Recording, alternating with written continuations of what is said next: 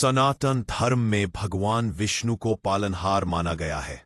जब जब पृथ्वी पर अधर्म बढ़ा है और धर्म संकट में पड़ा है, तब तब भगवान विष्णु ने विभिन्न रूप धारण करके धर्म की रक्षा और संतों का उद्धार किया। इन अवतारों को दशावतार कहा जाता है।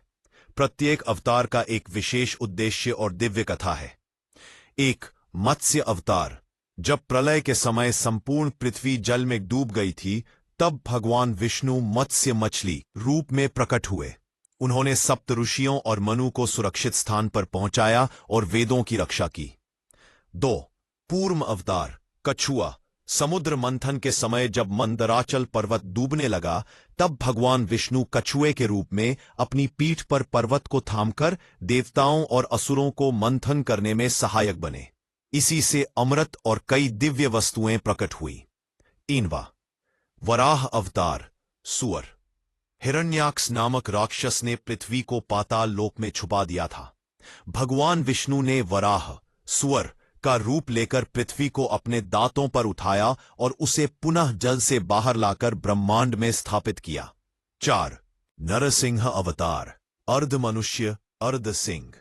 हिरण्यकश्यप नामक राक्षस ने अपने पुत्र प्रहलाद को भगवान का नाम लेने से रोक दिया था।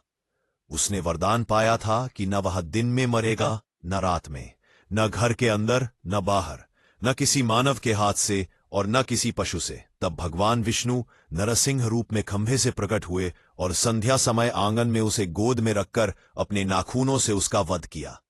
वामन अवतार। बौना ब्राह्मण। बलि नामक राजा ने तीनों लोकों पर अधिकार कर लिया था।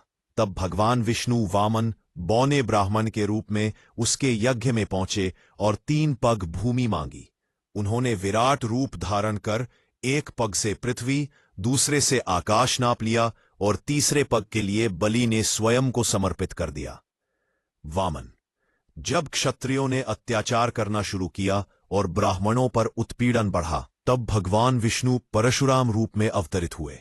उन्होंने अपने फरसे से अन्यायी क्षत्रियों का संहार किया और धर्म की स्थापना की। 7, राम अवतार।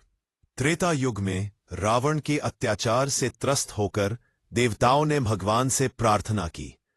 तब विष्णु ने अयोध्या में राम रूप में जन्म लिया। उन्होंने मर्यादा और धर्म की रक्षा की और रावण का वध कर पृथ्वी को दुष्टों से मुक्त किया।